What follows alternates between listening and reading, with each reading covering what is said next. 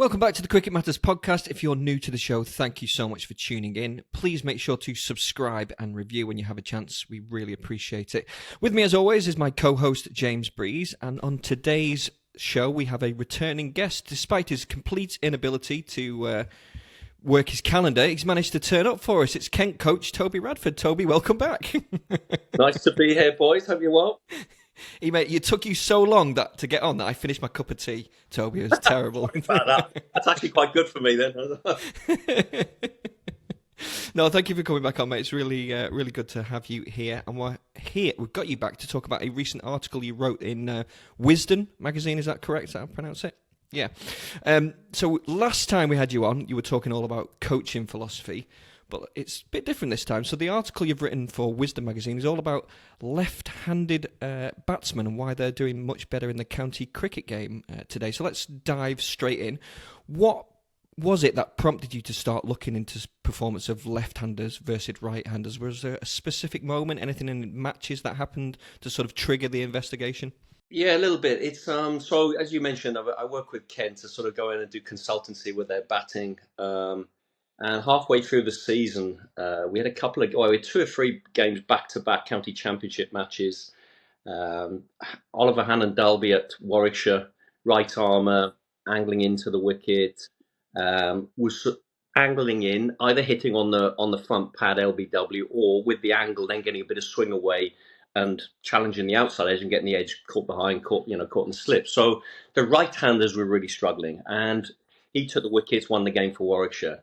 The following week, we turn up at Worcester. Joe Leach does exactly the same. Angles in, bit of angle, nips back in, either LBW or the swing away, nick to the slips, right-handers having a problem. Well, this happened 3 weeks in a row because we then had Kyle Abbott, who's a top bowler, South African bowler for Hampshire, did the same at Canterbury. So I'm sitting watching this, and I'm feeling a bit for the right-handers, all top players, Bell Drummond, Leaning, top guys who've had big hundreds and average well in county championship cricket. And I'm looking at the challenge that they're having game after game. Down the other end is Ben Compton, solid, sturdy left-hander, and the same bowling is sort of being clipped off the pads, or they're pushing it across the offside and he's leaving them. So he's sort of building and chalking his runs while all the mayhem's happening at the other end with the right-handers. I'm even thinking, should he be farming the strike of these very dangerous guys who are challenging and taking as much of that new ball and making it difficult? It was a conversation I had with the head coach, and should we be trying to get the left-hander down there? But what it really got me thinking is that the right-handers, are they having a more difficult time than the lefts? So I then went to our analyst, a guy called James Thompson, and I said, look, James, can you get me, I think the lefts are having it a bit easier. Can you get all the stats across the country? What's happening in the other counties, et cetera, et cetera. So I had a load of questions lined up for him. So a couple of weeks later, he came back and he could access all the ECB stats from every county, every match. And I mean, it was unbelievable. He said, have a look at this. He said, Durham, they take 60 odd balls to get a right-hander out, but over 106 to get a left-hander out. I said, what, double the amount? He said, double the amount of balls. So then he started to run through it, and it was the same at Leicester. It was the same at Warwickshire. 13 of the 18 counties take longer to get a left-hander out than a right-hander. He then said, of the highest 20 opening partnerships in county cricket in the last 3 or 4 years, 18 of them have had a left-hander in those partnerships.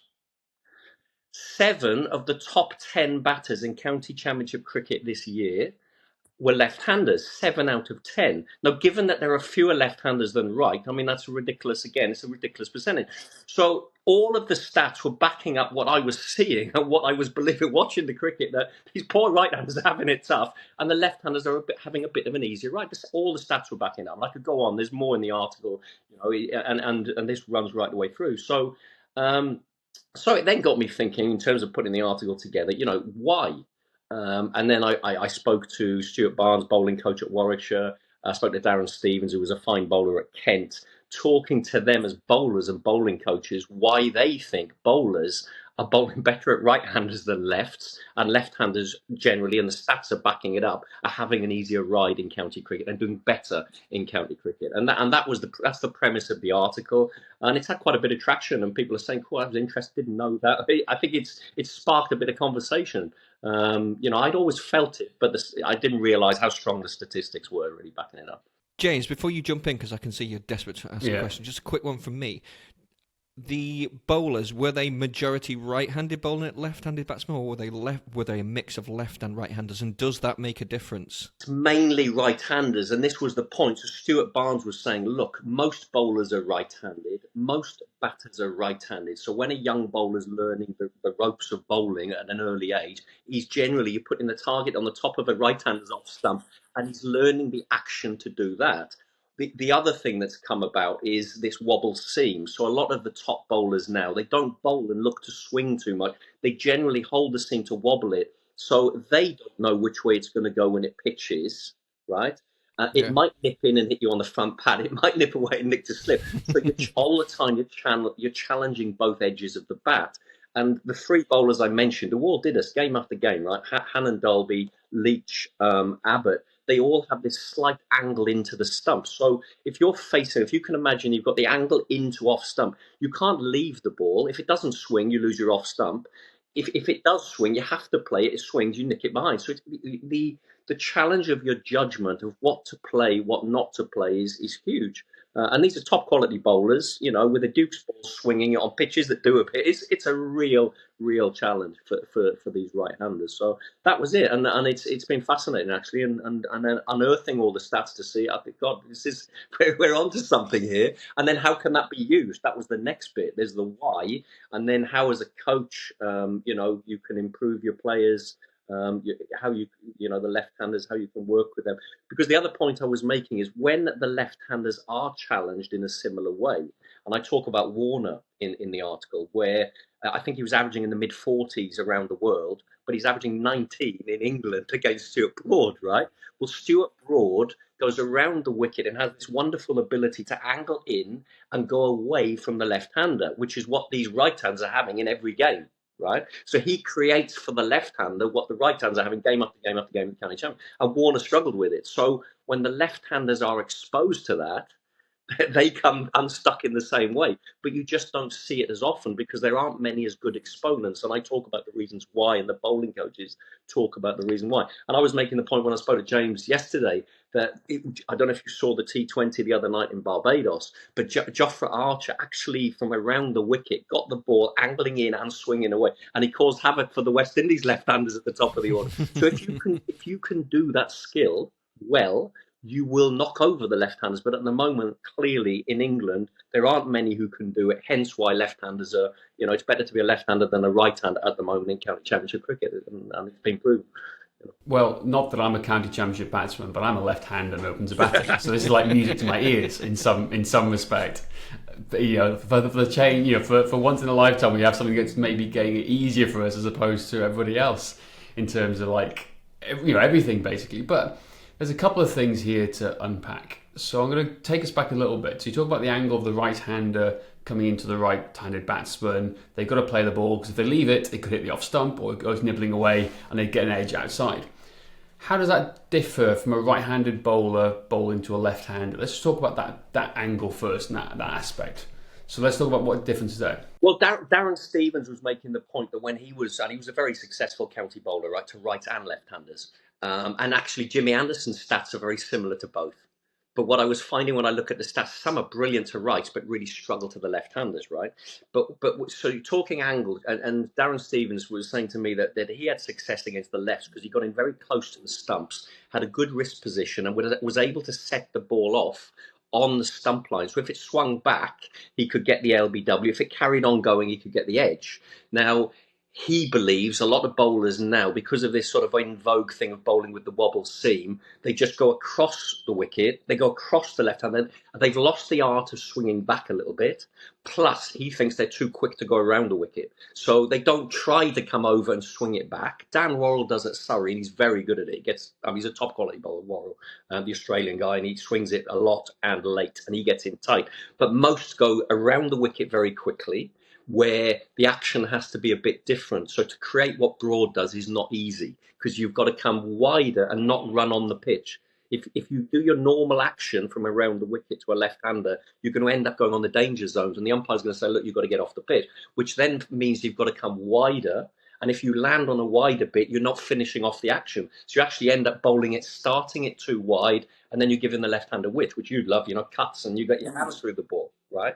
So you can't quite create setting it off in the right place to challenge that off stump, unless you're Broad or Roach, who found a way to do it by running from wider, so they're angling in and they don't follow through onto the bit of the pitch that's going to get them warned and get them sent off, basically. And that's the interesting thing, because I always find, as a club batsman, right, and take us down from the county level, the professional game down to club level, as a left-hander, as soon as the bowler goes around the wicket to me, I think I'm winning, because of what you just said. They haven't got the skill set of Stuart Broad, Jimmy Anderson, Roach, right, to be able to do that. They're not there. It's literally coming in one path most of the time. It's either swinging in a little bit or coming straight, and I can play straight down the ground. And then they get anything wrong, it's going wide. I don't feel it's challenging me on my on the offside at all. I think it's most of the time, and some of them do swing naturally. They're like they're in swingers to right-handers, and it goes away. But it's early swing. You just watch it go. So as soon as they go around the wicket, I think I'm winning here. Great, game on. When I was with the West Indies, Kemar Roach at that point he'd lost a bit of pace. He was he was a 90-mile-an-hour bowler at his best, and he became sort of early, low 80s, but he became very skillful, and he learned the art of bowling to the left-hander, and he caused a lot of problems for Alistair Cook. And whenever a left-hander came in, it was literally throw the ball to Kemar Roach, because he had this knack of doing what Broad learned, which was a way of getting it to start on off-stump, drag you in, and then this late swing away. The number of nicks that Roach would get to left-handers, honestly. Left-hander came in, ball went straight to him. But there aren't many who can do that. Then you look, and I think you mentioned about left-armers, or I think we mentioned left-armer. Trent Boult. This is why Trent Boult's been such a great bowler, because he can start it on off-stump, middle and off, and get it swinging away. So he's now posing the problems for left-handers that I think right-handers are having every game after game after game, of challenging both edges from that line. And that's the difficulty I think the right-handers have got at the moment. So with this stats, with this work you've come across now, and from the analysts and the players, how has that impacted how you're coaching and working with the right-handers? So what are you doing different with them in helping them either set up, in terms of their alignments? So let's just talk, obviously, you can briefly share your philosophy, and then again, for those who've never heard what you think and what you believe in, but then say how it's maybe impacted what you're doing now, or starting the process to think differently about what you're doing with these guys who are struggling. Yeah, I think with looking at the right-handers, because of this sort of quality bowling on swinging late, challenging both edges on pitches that do a bit right. It's tough, and you can practice a bit. You've still got to deliver every ball. One mistake and you're back in the pavilion. It's tough. I think the ones who do it really well, they find a way. Take, for example, when we play Kyle Abbott and we play Hampshire, right? When Kent play Hampshire. So those guys, Mohammed Abbas, very good bowler, Pakistan bowler. He and Abbott come wide of the crease. They create the angle in. So they create this bit of doubt. So what we tend to do, certainly Jack Leaning, who's had really good success against Hampshire and against them, he's had a couple of hundreds, he tends to bat slightly outside off stump. So if you can imagine, if they're coming from wide, it's quite a sharp angle back into off stump. What he does is narrows the angle by almost coming out. So he sort of reduces that angle, and he gets a little bit outside off stump and comes at them a bit. Now, if he hits you on the pad and you're slightly out, you're outside the line. So he's almost taking away the LBW ball. So he's coming down the wicket to take the length away from them, and he's coming slightly outside the line, so that if you do hit you on the front pad, you're generally outside the line, and it might push them even wider. They go even wider, then you can leave them. So you've almost got to take their length and line away from them and find little ways of doing that. And I think the really good experienced players, they'll just alter where they stand, or they'll come a little bit forward, or they'll come a little bit out. I can think back to the Test match, the very good Test match when I was with the Windies, and we won it late on it at Headingley. I can't remember what year it was, but 4 or 5 years ago. Great finish at the end of day 5, and Hope got 100 in both innings. And the talk there was Broad and Anderson, we believed, had lost a bit of pace. And actually, your best way to play them was to take their length away. Take their length away by standing a yard out of the crease. They're not as quick as they were to sort of bump you and push you back. Come out at them, take the length. And that's what we did. So we would stand a good yard and a half closer to them just to mess their length up a little bit, or make their length easier to play. Oops, sorry. Interesting. The phone goes down there. Brilliant. I love that. So here's a question then, again, because I always want to compare and contrast. So like you've got the top level game, the professional game, where you've got the highest level of players, you've got the highest level of umpires as well, and then you have the club game, right? So we're learning this now. Maybe there's right-handers in club cricket all up and down the country now who are struggling, and they've got these bowls, getting out to right-handers over the wicket, nibbling in, nibbling back out.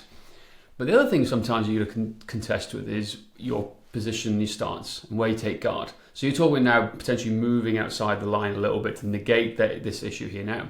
Now in club cricket, there is and this is not me throwing any umpire under the bus, and I do apologise for doing this, but the level of umpiring is different. And they don't understand where they would talk about in terms of like, if it's hit outside the line, they're not quite sure because they can't see as well, they're slightly older, whatever happens to be. Come here.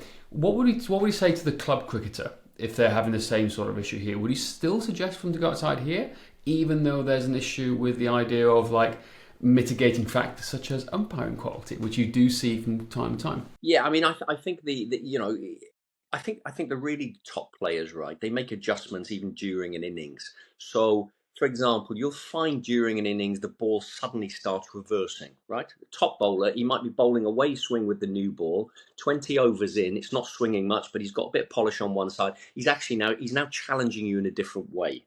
So what you do and where you stand has to change. So what you've done in his first 6 overs, when he's really, he's coming in off stump on an awkward angle, wide of the crease, right, I've got to negate that. Now he's coming big late in swingers. He's trying to hit me on the boot and get me LBW. Now I might pull my guard slightly back a little bit. So there's this whole thing of, managing your innings, where they're looking to attack me. Right, they're looking to attack me in a different way. They change the field. He's coming straight up. I mean, I come back to the Oliver Hannon Dalby, right? It was fascinating because in the first innings at Edgbaston this year, he swung the ball away. He nicked off our top batters to slip, right? Slip, caught behind gully, took 4 or 5 wickets. Second innings, he changed the field. He didn't swing. He came straight, absolutely back in at the stump. His wickets were LBWs. So the challenge was totally different first innings and second innings. And I think the really good players, they make those adjustments while they're out there. Look, this is how he's trying to get me out. I'm not going to stand on off stump now. I'm coming back to middle because he's really coming mainly in. And I've got to make sure I'm controlling that ball that comes back in and give it full face back down the ground. Because if you set up now for the bigger weighers and he's coming back, you're going to be offside of the ball. So it's those subtle little adjustments all the time. And I think, as I say, the top players do those little things. And it might, it might only be an inch or two, but it makes a huge difference in terms of, your performance, really. Interesting. So in terms of like left-handers now and everything, what would you say are the big things that right-handers could potentially learn from left-handers and vice versa? Well, I think the left-handers, because from a very early age, they generally have had, at a young age, they've had people pushing the ball across them. I think they play that quite well. I think left-handers have got used to playing well square the wicket, letting the ball come across, cut and drive well. The David Gower, the left-hander, they pull, cut and drive, don't they? Generally left-handers. It's a different challenge when it's coming from around the wicket, like we say, and even they are getting exposed when you get them. You just aren't enough of those bowlers. So I think right-handers, the equivalent would be a right-hander being very good at a left armer pushing the ball across. But again, they don't come up with many of them. So I often see right-handers, when they get a left armer swinging the ball in, it's a struggle for them because they don't come across it very often. Hence why when I practice with our lads, I'm always setting up machines for left armers. I actually think it's good for your balance anyway to face balls from both sides and swinging both ways. But, be ready for that good left armer. Be ready for someone who's coming around the wicket, practice for that. Interesting. And I've kind of, that ties and segues in nicely as well to the fact of now, okay, so like we've got this data, we've got this analysis, we've got this information. So what sort of drills are you now doing with some of these right-handers, knowing they've got some of these top bowlers coming up? What are the drills in practice that you're focusing on to help them negate it or reduce the potential impact of them getting out to this? What are you doing there? Well, I think from a right-hander's point of view and the challenges they face, I think a lot of the work that I would do with players leading into matches is fundamentals based. So every player has their strengths and their areas that they work on. So I know each player pretty well, and the things that they keep topped up. So take a Jack Leaning, who's a very competent, gets his hundreds in county cricket. If he's slightly out of nick, his head goes early, falls across the ball, he'll play across the front pad. So if you're going to get him, he gets LBW. We know that, opposition know that. So it's a constant. So a lead up to a game with a jack is this balance stuff, big in swingers on the machine, hit the ball back straight, wait as long as you can, balance and head position. So part of the work leading up with him would be that. And then the other bit is, right, who've we got this week? Right, this week we've got Surrey, you've got Worrell, big away swingers. So you're preparing then for where those guys are going to bowl.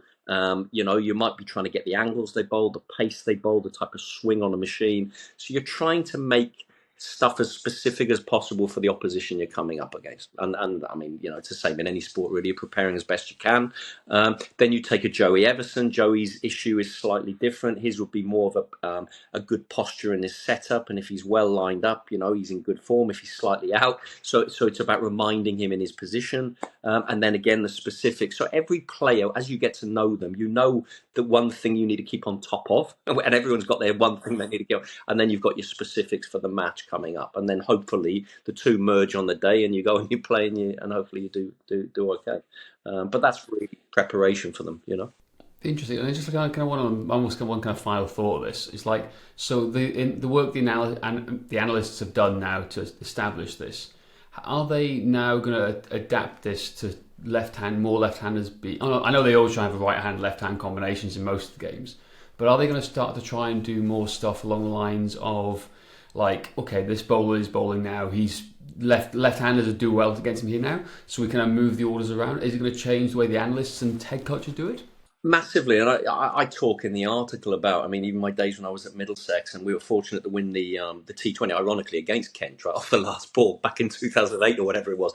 But part of winning that, as good as our bowling attack was, and we had Dirk Nannes, quick left armour, we had Udall and Kartik, two international spinners. What we did have, and I write this in the article, we had 5 left-handers: Strauss, David Malan, Ed Joyce, Billy Godleman. There was a 5th one in there, so we had 5 left-handers.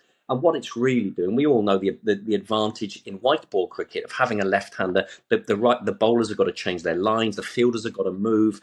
A lot of bowlers struggle bowling at right 1 minute, and then suddenly it's a left, it's a different length, different line. Everything's a change, isn't it? Fielders have got to move around. So it's disrupting. And even this year, Gloucester won the T20, right? They had 3 left-handers in their top 5. James Breese, who I do some work with, they got 5 lads in there. So it's 3 lads in there. So it's, I think, where you've got those left-handers in the team, it really messes sides up. We had a time this year where we had a lot of right-handers in our Kent lineup, and we had a T20, and we're playing against Middlesex. And really, you feel at the moment that we probably should be slightly stronger than them, but they got a good day on leg spinner. And the right-handers struggled a bit with the leg spinner. We didn't have a left-hander to put in there. Now, I'm thinking, gosh, we had 2 good lefties. Now you'd put one in, you'd be able to play with the spin to the leg spinner and take them down. Now, when we went and bowled with Matt Parkinson, who's a very good leg spinner, he's, played international cricket. When we went to bowl, they had 4 left-handers. They took him down over midweek. So having that left-hander in I think it's massive. I think when you're signing and recruiting, you want to get left-handers. I think in your order, you want to have them and you want to move them around, certainly in white ball cricket.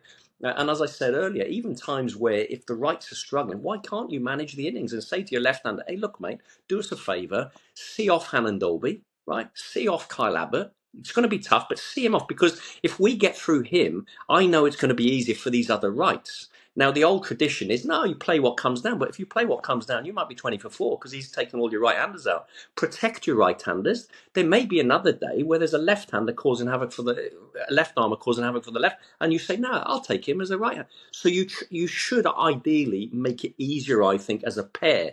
But this doesn't happen enough. And people just play it. And before you realise, you're 20 for 4 and your game's gone. So I think there should be more of that as well. Well, it's interesting, that follows on from a slight tangent from the conversation we had about last night and this obsession of strike rate, right? We talk about this 20 for 4 type thing, and these good bowlers are here now. Do you see people becoming so obsessed with strike rate now that it's impacting decisions at the top of the order? Whereas, like you just said, sometimes you've got to build and craft an innings. There's ebbs and flows to it, right? For any good batsman, they do it.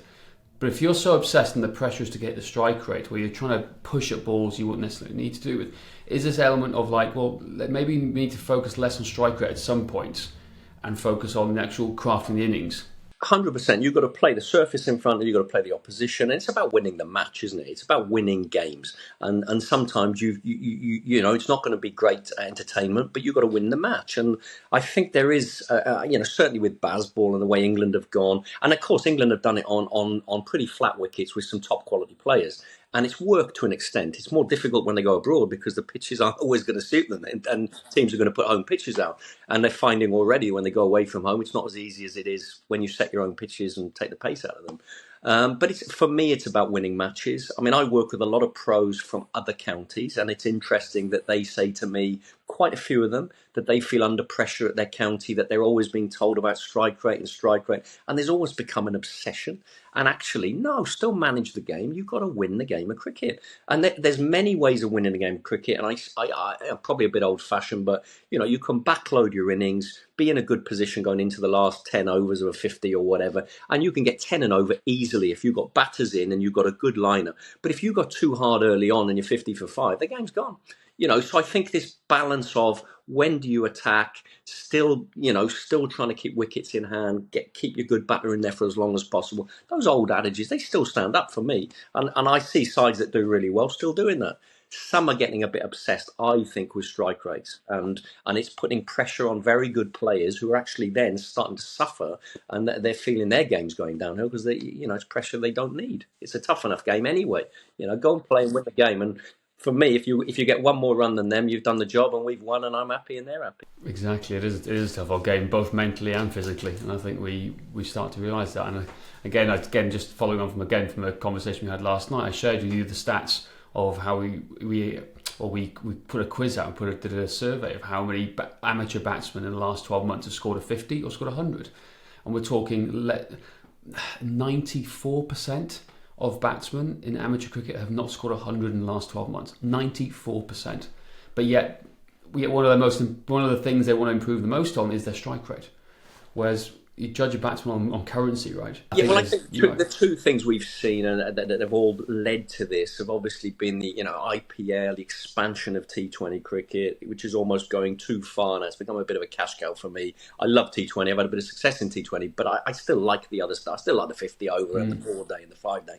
And I think there's a bit of that. And obviously with England having done well with baseball, it's almost like that's become the priority. It's about entertaining. And you see it sometimes with young players. They come in, they got these heavy bats, they can't pick the bat up, they can't really deliver because they can't lift the bat. And I'm having to say to the parent, look, the best thing you can do with that is take some wood off it so you can actually control it. Otherwise, you're going to get into so many bad habits. Your game's never going to develop the way you potentially or you want it to. Yeah, I think you've got to be sensible about these things. On a flat wicket, the bowling's average. Yeah, strike rate's important, but a lot of times you haven't got that. You've got to respect the quality of the bowler coming down. These guys aren't there as fodder. They're not a bowling machine. These guys have got skill, and you've got to respect it. And we used to say in the West Indies dressing room, earn the right. And to earn the right to get to play your big shots, you've got to survive the good ball. I had many conversations in the dressing room in the summer with Kent where we'd come across teams who'd get some big scores against us. I mean, a lot of teams are big, but there was a couple of players. I think one of the guys got 200 against us, and I looked at the stats again, and I think he played over 200 forward defensives. And I was making the point to our lads, yes, he's got 200. It's a fantastic innings, but to do that, he's had to keep out a lot of good balls. His defence was tight. He's earned the right to hit the bad ball. If you've got no defence, you're not going to be there to hit the bad ball. You're filling in the crossword sitting on the balcony.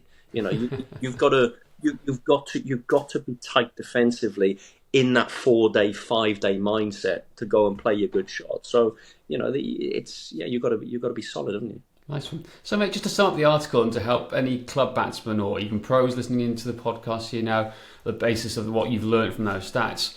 What would you sum up in like a very quick 30-second spiel? How would you say to batsmen to adjust to the problem of the right-hander coming in? How would you suggest they should adjust to it, their game, to make a difference? The right-hander coming in is what I said about adjusting where you stand, keeping your weight and head going forward, so you don't want to commit too far offside and get done on the inside. You don't want to be inside the line if it's swinging. You've got to keep your weight forward and your head back back towards the stumps at the far end, so you can cover the off stump ball, and if it comes in, you can access that as well. So you've got to be aligned nicely, side on, and you've got to have your weight forward. What you don't want is to be too open, and you don't want your weight slightly back or to the offside. You've got to keep your head and your weight slightly forward. If you said to me, what else would I take from the whole thing of this left-handers? I think recruiting left-handed batters. I think getting bowlers, when they're training, practicing to rights and lefts, because there's no doubt when you look at these bowling stats around the country, 13 of the 18 first-class counties struggle bowling at left-handers, either taking wickets or keeping the runs down, right? Or both in some cases, really badly, double the time. So, in training, 3 balls at a right, move to a left, the ability to bowl at the left. How are you going to get the lefts out? Stuart Barnes said something really interesting about why he thought a lot of bowlers struggle a bit round the wicket. He said the nets are quite narrow in lots of places. So if they're narrow, you can't run as wide to land wide on the crease. And both he and Darren Stevens are saying, if you look at Broad, he runs from wide and he lands wide, which means that when he comes over and finishes his action, he's not on the danger part. If he runs in tighter and finishes the action, he's now going to be warned off the pitch, which then affects your bowling action, which then means you don't get that angle to get the late swing off stump. So are the nets and the restrictive nets, are they stopping you coming from where you want to go? So I thought that was an interesting point from Barnesy. But those type of things, developing the bowlers to be better against left-handed batters. I like it. Cheers, Toby. Thanks for that. So, and what's next for you to finish off with? What's next for you? Me, I get a mix. I mean, in the winter, I sort of a lot of private one-to-ones with batters from all over the place. I've got to go. I'm up in Lancashire next week doing a thing in Bolton. A mix and a bit of coach mentoring, working with some coaches, writing the odd article here and there. So the winters are quite a nice mix, and then the summer's obviously performance and matches. But I like the winter because you get chats like this. I've got another one of these next week, so I quite enjoy the mix of stuff, to be honest. Brilliant. Well, thanks, Toby.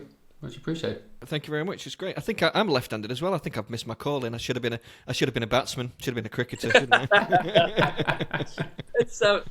I tell you what, though, the whole thing. Although I kind of sensed it when the stats came back, it was a bit of a surprise how strong they were. And if you read the article, you'll see in so many areas. It was, and I think a few people have been, I didn't realise that, 7 out of 10, the top band. I mean, you take Colin Ingram here at Glamorgan, left-hander, Bracey, Gloucester, all these left-handers doing sort of Simpson at Sussex, who used to be at Middlesex with me, left-hand. 7 of the top 10 batters are left-hand. And it's not just this year. You go back over the last few years, same thing. And given the percentage of lefts to rights, 7 out of 10 is enormous. It's huge, because there's so few lefts compared with rights, Yeah, it's huge. Go left-handers. There we go. So I'm coming back as a lefty as well. Absolutely. Thank you. Just to round off, Toby, could you remind, if people want to read the article, where they can find it and also where they can find out more about you? Yeah, the article is on Wisden Cricket Magazine, so Wisden Cricket Monthly. I think you can either see it online or you can get it in, any sort of news agent, really, WH Smith's, whatever. And me, coaching, Toby Radford, cricketcoaching.com on the internet. And I'm on Instagram and all sorts of stuff, just posting sort of various technical or coaching things, really technical stuff. Thank you very much. Thank you, Toby. Thank you, James. That is it for today. Please don't forget to rate, review and subscribe. And if you would like our free training plan, then go to cricketmatters.com/train. And remember, our goal is to make you a better cricketer.